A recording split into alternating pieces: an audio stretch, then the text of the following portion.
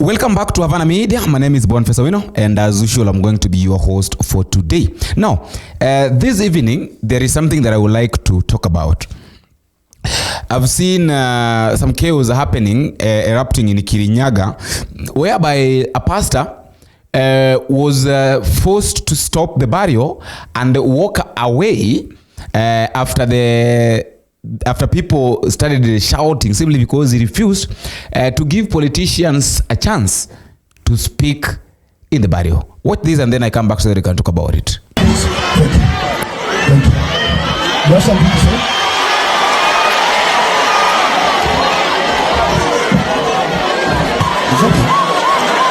okay.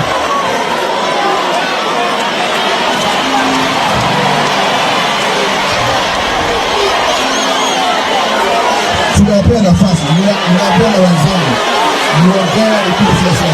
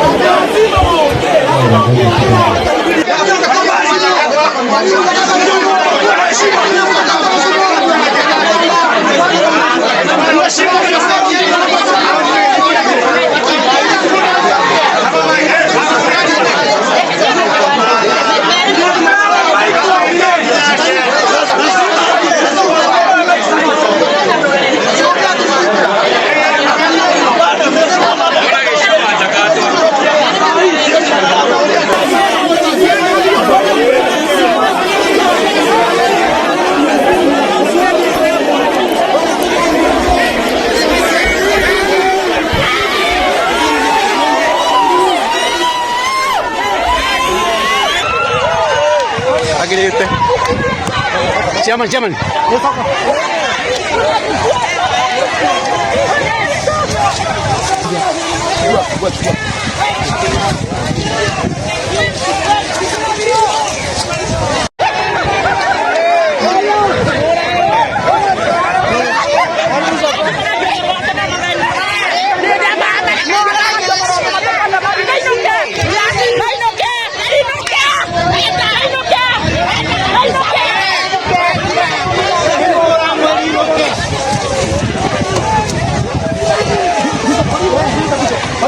The burial ceremony, it is not a political rally, and we are not fighting with them. We have honored them. We have given them an opportunity to condole with the family, but instead of condoling with the family, it is like settling scores in a meeting whereby we are condoling with people who have lost their loved ones. So this was not good, and it cannot have allowed that. Okay, wamesema tumekataa mambo ya saa iongee. Wanasema wewe ni wa serikali. No, I'm not on the government side, because I have sat down with the area MP. I have also sat down and told also the CSC that he should not have done that, because that was not what we came here to do. Someone come we came here to preach the gospel. So how can you do when people are shouting? But they have hired groups, but they have come with the people who are shouting as well. How can we continue with that? Let them continue the program.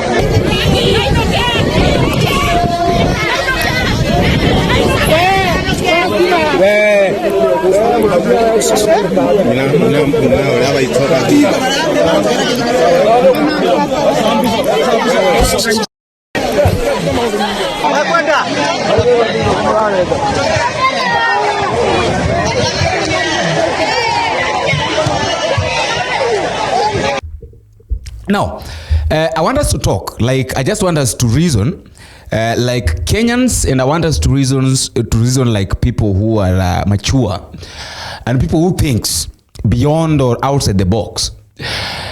Why is it that politicians normally find it very easy speaking in burials and in churches?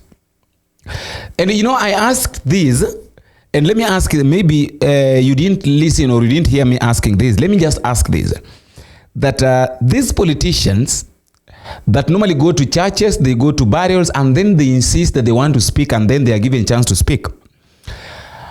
Have you ever seen any pastor speaking in any political rally? Have you ever seen any politician, any pastor preaching in any political rally? You've never seen. But now it has been a norm that in every burial, that if at all maybe there is any burial, this politician, I don't know how they normally sniff that there is a burial somewhere. The person that is dying, you are not even related. This person, you don't even know him or her. You don't even know his children. You are not even a family friend. But you find yourself, you as a politician, you are going there and you insist that you have to speak. Let us leave alone this issue, the politician. Okay, fine. If politicians, if it's a politician who has died, then politicians are allowed to go. But whenever you go, you're not even supposed to go and talk about politics. What you're supposed to do is go there, condone with the family. Say what you have to say to the family, what can benefit the family. If maybe you want to be in a position of helping the family, well and good. Either financially, fine. You can say that, okay, I'll stand with this family for quite a number of months or years, and this amount of money that I'll give. Fine, to the family. But now, you find that whenever these politicians go to the burials, they turn the burial into a political arena, like a campaign zone. Let us take a look at what has been happening. Like what happened during the burial of Wetangula's mother just the other day in Kakamega, in Bungoma. What happened? People like Kimani Chungwa turned the burial of the speaker's mother into a wrestling arena, whereby now he was trying to attack Natembea. Now we are in a burial. Instead of doing what has taken us there, now we start attacking each other. Why can't we go outside? Why can't we allow this? You know, sometimes we pretend that we are going to condone with the families of the bereaved, and then now we leave the bereaved with a lot of pain more than the way they have the pain. Because tell me, how will it feel when someone comes to your funeral, or maybe your family gathering, and then the meeting is disrupted? You planned for the burial. When you're planning for this burial, these politicians were not there. You invited your guests. Of course, not even inviting, but you know, the families must come. Like for instance, let me say that I'm a Luo, and then I marry a Kamba. Of course, and then personally say that the burial or the burial is in my place. Of course, my in-laws must come. The Kambas must come to my homestead. They must come, and they at least to help me escort or maybe bury the person that has died in my family. So how will it feel that I am, as Boniface, my in-laws have come, and then simply because perhaps maybe I've been having, like, I have a lot of friends who are politicians. I have great people like Willis, a lot of people. How will it feel like people like Fred Ogola are coming, people like Dan Lukurito, Engineer Ruben, they are coming, and then what happens is that you find that somebody like Rigathi Gachagua is coming from nowhere. Just from nowhere. I have friends. People are sitting down. People have come to mourn with me. They are sitting down there. And then someone from nowhere is coming to disrupt the burial simply because he has not been given a chance to speak. Who will be embarrassed? I'm the person who will be embarrassed. Why? Because my in-laws are here. Now, how will I explain to my in-laws? Because, you know, there are some in-laws who don't. Okay, so some of them may understand. Some of them will understand and say that this one is a distraction for the politician. But how will you now see, you know, gathering them again? And sometimes you find that these disruptions happen even before the burial itself. Like now, the one that has happened in Kirinyaga, the body had not been buried, and now the pastors have walked away. Who will bury the body? Now look at that pain that now these politicians are leaving these families with. Now you are being left with a lot of pain in your heart as a family simply because people want to impress others.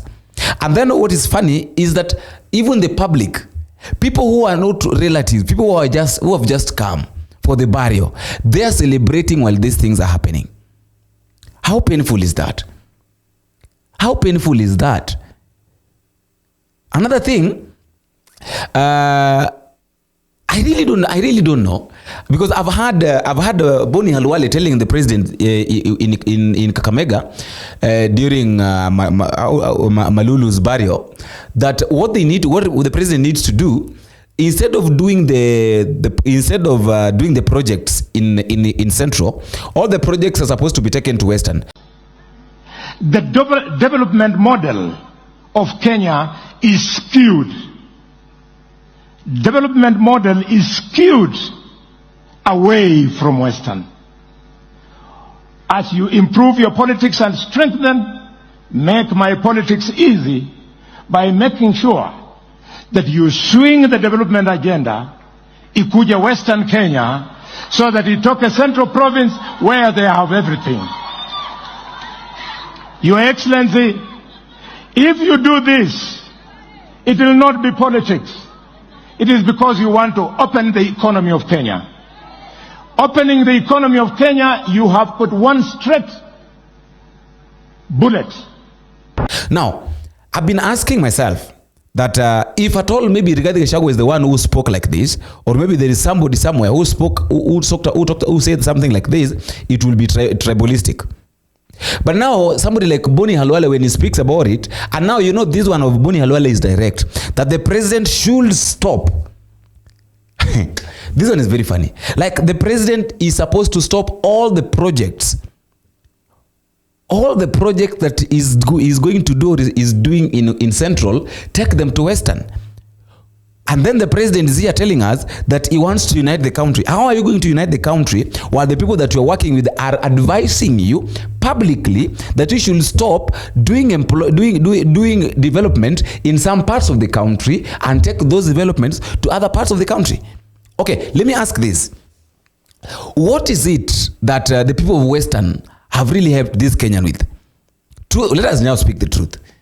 What is it that these people that comes from Western, people like Boni Khalwale, what is it that they've really helped this Kenya with in such a way that now they can speak the way they want, simply because they feel like they have got the speaker and the prime cabinet secretary? Those are only two positions in this government, by the way. Those are the only two positions. And now they're speaking as if they own their own world. What if maybe one of them was the president? What if one of them was the deputy president? What could have happened? So such kind of politics should stop. And this is why people are saying that all the swamp is going to be drained, because of such kind of talks.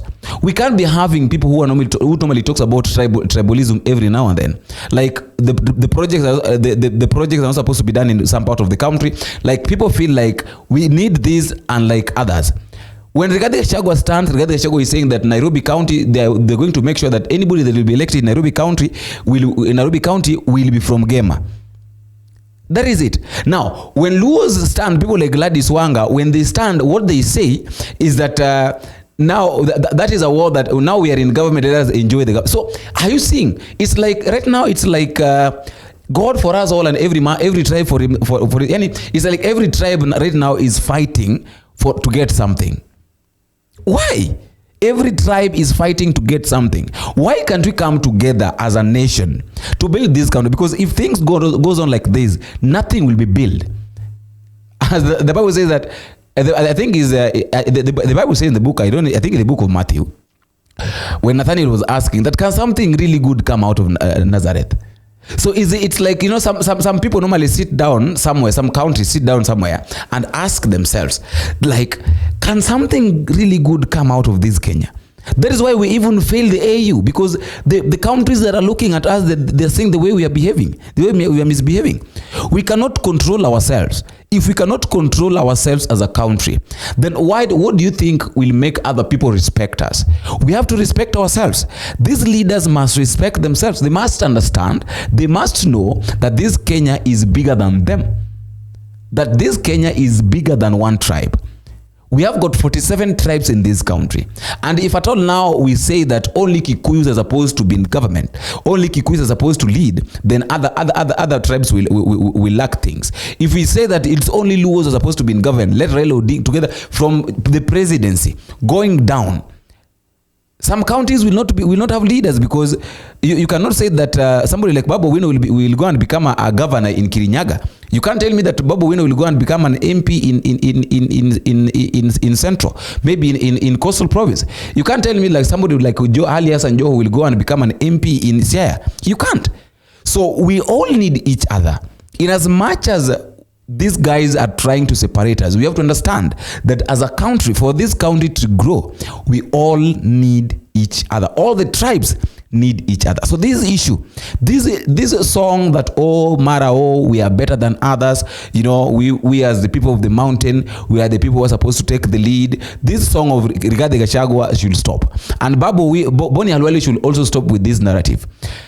You cannot tell us that simply because now you are a bullfighter, now you think that you own the world. After all, guys, that is all I have for today. And until we meet again in the next video, it is possible, I have been your host, Boniface Owino. Bye-bye.